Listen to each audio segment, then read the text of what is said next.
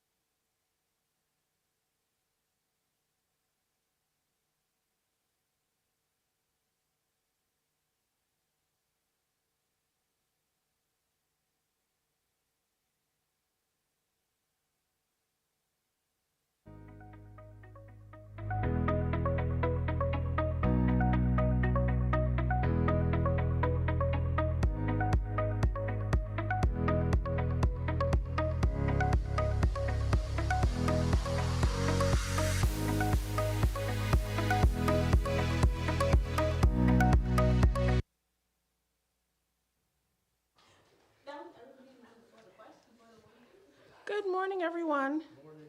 Welcome to the Office of the Prime Minister's weekly press briefing. It's been a while since I've seen you all. Welcome and good to see you. I want to say a very special happy belated birthday to Chester Robards, who celebrated his birthday yesterday. I don't know what the numbers are, but happy birthday. Hope you enjoyed. Well, this morning we are going to have the pleasure of hearing from the Managing Director of the Bahamas Development Bank, Mr. Nicholas Higgs. Many of you were present last week as the Bahamas hosted the Afrexim Bank Conference here in Nassau. As you know, there's been a significant partnership between the Afrexim Bank and the Bahamas Development Bank with a view to working on several projects which will, of course, benefit Bahamians. We will speak to Mr. Higgs about some of the gains from that conference and from that partnership and what they will mean for the Bahamas. Please welcome Mr. Nicholas Higgs.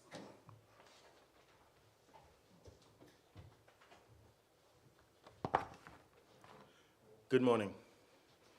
Today I'm tasked to speak on the impact that the 31st African Export-Import Bank's AGM had on the Bahamas Development Bank. This event, which was held on June 12th to 14th, saw more than 4,000 local and global attendees and industry experts. At this event, the Bahamas Development Bank was able to celebrate one major partnership and one major milestone. The first being our partnership with the United Nations Women, where alongside them we hosted numerous booths where we highlighted women-led businesses and entrepreneurs at the AGM. Whilst the Bahamas Development Bank recognizes our mission to fund local businesses, we also have a mandate for development and ensuring that access and opportunities are there for entrepreneurs for networking and placement as well. Secondly, and the most important, I'm happy to say at the AGM, which also reflects our 50th-year anniversary of our existence, the Ministry of Finance signed a $30 million facility to recapitalize the Bahamas Development Bank. This funding represents a significant milestone in our mission to support Bahamian entrepreneurs throughout the Bahamas and for sustainable economic development and growth throughout the Bahamas. We anticipate 10 million tranche per year, reflecting 3 years, in which we'll execute across numerous programs. First being our general lending program, which is designed to cater to a wide range of Bahamians across many industries such as tourism, agriculture, manufacturing, fisheries, transportation, and services, and more. And we're ensuring that capital is placed throughout the Bahamas across all islands, with funding as low as $5,000 for the microloan program or up to $2.5 million for our general lending program. We have a wide range of programs for entrepreneurs to enjoy.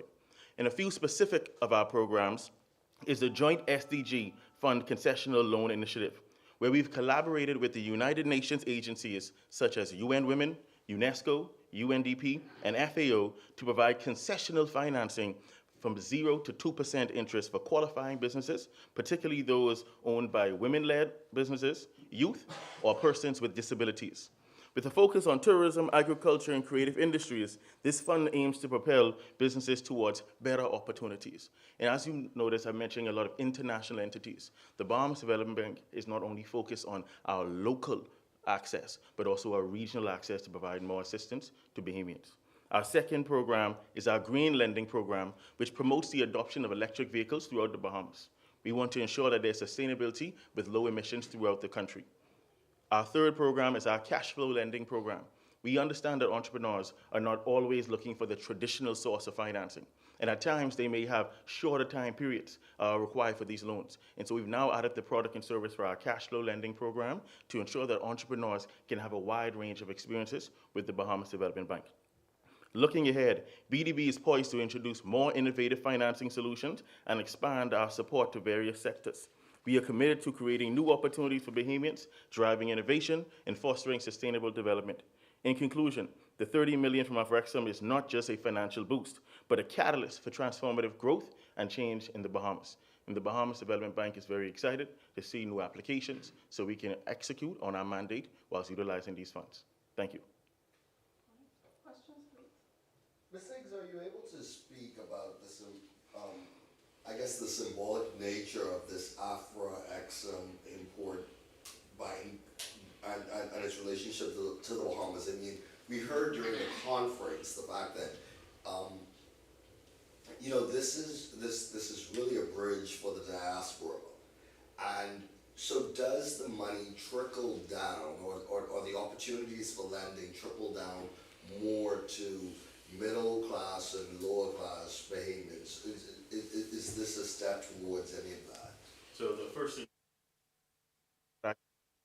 actually states that it mandates in that we have to utilize our funds for the family islands, a major majority of it. So that money will trickle down to all demographics across all islands.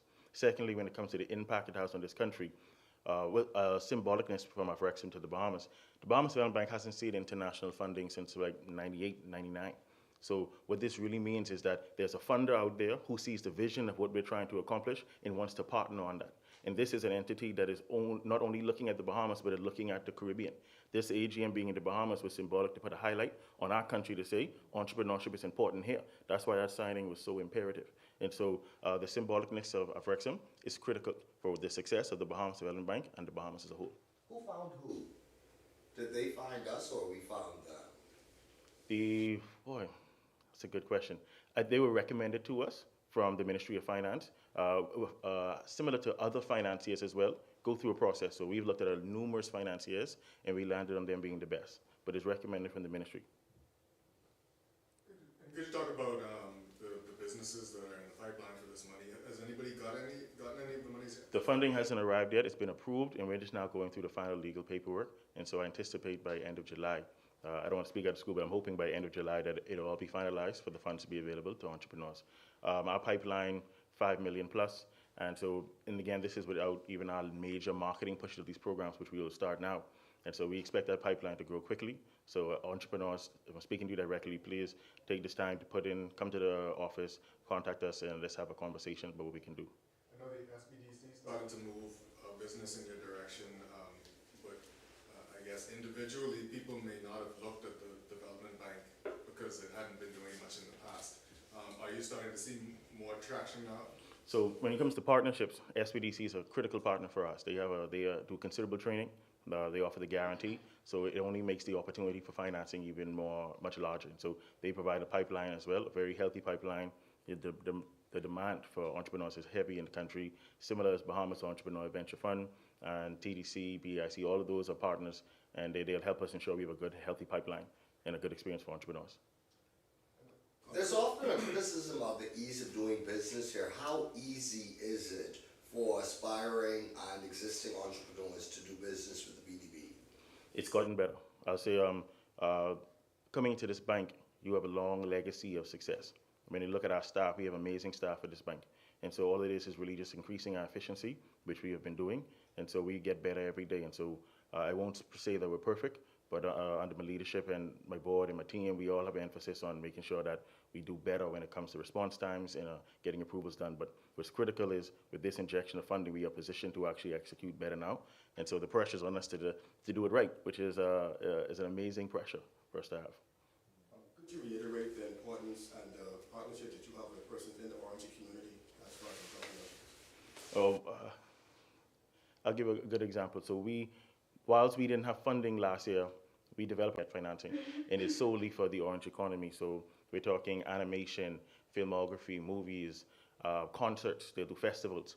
And so we signed an exclusive agreement with them. So anyone looking for access to funding from that facility, you can come to the Bahamas Development Bank for that. And so the Orange economy is a critical part of what the Bahamas Development Bank focuses on. What do entrepreneurs say who don't go through like SBDC with the guarantee? What kind of capital do they need to come with, and how is this introduction of the movable property security interest going to help entrepreneurs? So I don't want to speak to necessarily that policy itself, but if someone doesn't have the guarantee from the SBDC, you can come to us directly. Any entrepreneur, any Bahamian has access to come to us directly. But through our partnerships, we look at increasing their potential chances. But entrepreneurs can approach us directly. Collateral is still required. We have beefed up our credit policy to make it more efficient, but also more detailed. And so entrepreneurs should have a much better experience. How's the search for chairman going? Any update on that? Since I have zero updates on that. Zero updates on that regarding the matter. Thank you very much. I appreciate it. thank you, Mr. Hicks. Thank you, Mr. Higgs, and thank you, everyone. Just want to get to some announcements at this point. Prime Minister Philip Davis will attend the 47th regular meeting of heads of government of CARICOM in St. George's, Grenada, next week. That's July 3rd through 5th. Now, there are several issues or matters on the agenda of CARICOM. The issue of food security is one of the agenda items, and the whole push toward advancing food security region-wide. Climate change also on the agenda. Heads will be solidifying the region's position on climate matters ahead of COP29, which will take place in November. Haiti is also on the agenda. It is envisioned that leaders will meet in caucus to discuss the way forward for Haiti. Another agenda item includes the Dominican Republic's request for associate membership in CARICOM as they seek to forge closer political and commercial relations with CARICOM as an entity.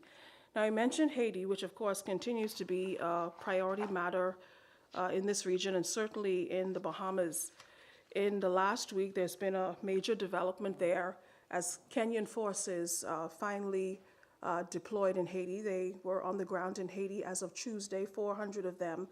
And of course, the question for us is what that will mean for the deployment of Bahamian troops who have also been promised to assist with security in Haiti as they try to work on the level of violence there. And by way of update, the only thing that I can tell you about that deployment is it is still somewhat of a wait as officials not really wait and see, but obviously under the circumstances things have to be coordinated so that it is a seamless process and a most effective process once all the troops get on the ground in Haiti for what is still a UN-led initiative. So at this point, we are still awaiting any date or timeline on when any Bahamian troops will be deployed to Haiti. There was also an episode in the news recently which had to do with what one business considered an overbearing show of force by the Revenue Task Force, which is assigned to assess what's happening within businesses. And I can say in its assessment, it has I guess the security is a part of what is being considered, even though that business may have considered it overbearing. But going forward again, it is being reviewed, and that show of force is only expected to be shown if there is a need, if that is warranted. And that is it for my announcements. I don't know if there are any other questions. Just on the issue of security, yesterday there was an issue at in the vicinity of the South Street courts. Yeah. I mean, how concerned are we about safety, security in these sorts of premises? Of course, that is a huge concern. That's not something we would want to see happening at the courts of all places. But I can tell you that police intend to beef up security in terms of surveillance outside the courts. Fortunately, the presence of surveillance at the courts has been helpful in investigating that case. But police are looking to beef up security, beef up surveillance in and around the courts so that matters like that are deterred. My question is, we are slowly getting to the 51st independence this year. However, we don't know what was spent last year for the 50th independence. So can we get a ballpark figure of what was spent last year? Unfortunately, I don't have those figures, no. I mean, of course, the question is, I know last year was very important, but this is a year and we still don't know what's been spent. So when can we get that money figure, considering that budget debate and the book was put down? So when can we get that figure? I will look into it for you, but I don't have anything to give you on that now. Any comment you can give us regarding the Prime Minister's impressions? I mean, we're told that he was involved in an intervention on Eleuthera yesterday with the water issues there. Is there any update regarding his visit there? Well, I think there was an update issued yesterday by Water and Sewage. And what they're doing is barging in the water on a daily basis, just to make sure that, pardon the pun, everybody's head stays above water as far as having water supply on the island. But it is a work in progress. But as it stands, He went there yesterday, didn't he? not to my knowledge. Yeah, but we are definitely keeping an eye on the situation, and work is being done to ensure that water supply is readily available, while some long-term solutions are continuing to be worked on. Yes. And then on that, the PM said, I think it was during a rally or on the side, that he would personally intervene to cancel work permits that were not justified. Can you say or give assurance that when these interventions, they were not heavy-handed and they were due? Because there could be a concern regarding, his intervention being inappropriate in instances. Well, he said, you are correct. He said that, and I think when he made those comments, the broad idea was that foreigners are not holding jobs that Bahamians are qualified for. But it is obviously something that has to be dealt with on a case-by-case basis. And can you imagine when those cases arise, when the PM will put his foot down in those instances? Again, on a case-by-case basis, I can't give specifics on any case, not knowing the details of it. We're just asking because I know there was a whole debacle with Mr. Bell and the citizenship. And of course, what fell out from that, I guess people want, how do you ease concerns that this is not the PM or any cabinet minister intervening in those situations regarding labor? Like I said, when the Prime Minister made those remarks, the idea was to ensure that Bahamians aren't disadvantaged on the labor front. And I think that was the intent of his remarks. Yesterday, we saw also a press conference with the Royal Bahamas Police Force, and we saw in attendance the Directors General of Tourism and Foreign Affairs. What are we to make of their presence at this press conference? What is the message that we want to convey? And I assume you're referring to the... To the missing dis- American woman at Paradise Island? Well, it is a broad investigation. We have been here before, unfortunately, so we know what some of the vulnerabilities are. Obviously, we're very concerned and saddened for the family of the victim who remains a subject of this investigation. So we have to, there's a delicate balance between investigating the matter, dealing with it, and obviously not wanting to hurt the brand. So making sure that everything is done, all our I's are dotted and T's are crossed as far as the investigation to ensure that there's full coverage and the family feels satisfied that all is being done that we can from our end to investigate and hopefully bring their relative back safely. This is the second incident regarding a tourist. I know last week there was a tourist, she was killed when she was snorkeling when a high-speed boat came, and now we have this disappearance. We don't know if it's foul play. Again, what is the overall message I think OPM wants to give internationally about the tourism brand and the safety in the country? Well, we are saddened anytime anyone, including a tourist, is hurt or killed, unfortunately, in the Bahamas. But law enforcement is always watchful of these things and is on the ready to investigate whenever occurrences like these take place. We maintain that the Bahamas is a safe destination and the infrastructure, manpower, and resources are put in place to ensure that it remains that way. Is the office looking further into the case of the silent prayer vessel that was confiscated but apparently turned up in the yard of one of the Ministry of Finance's officials? The OPM has said that it was looking into it. Any update regarding it? No, I don't have an update on that, sorry. Any other questions?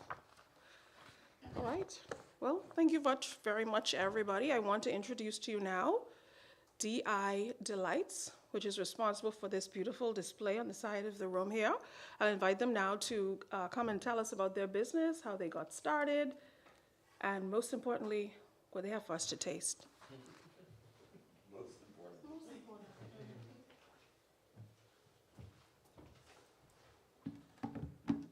Good morning, everyone. My name is Kenesha Forbes, and I am the owner of DI Delights. I would like to thank God for this opportunity and for the Prime Minister's office for allowing Bahamians to have this platform. A brief history of how I got started. From I was a little girl, I would be in the kitchen with my mom every Easter for our annual hot cross bun sale.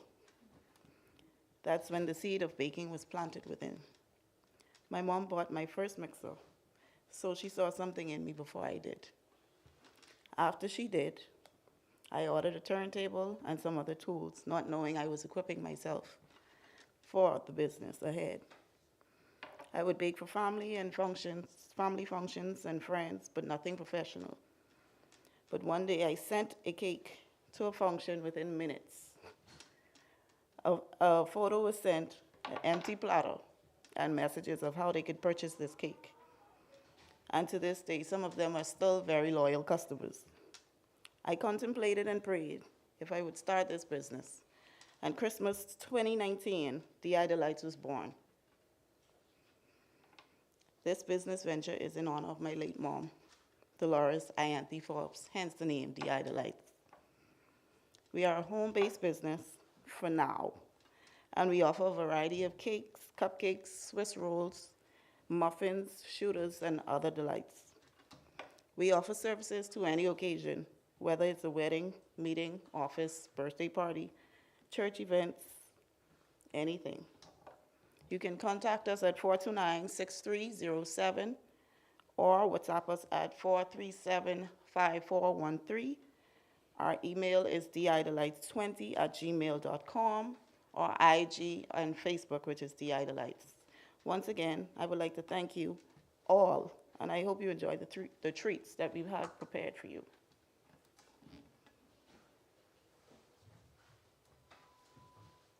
Thank you very much, DI Delights. And we'll be over there shortly and all those platters will be empty. Thank you, everyone, for joining our press conference this morning. Have a great day.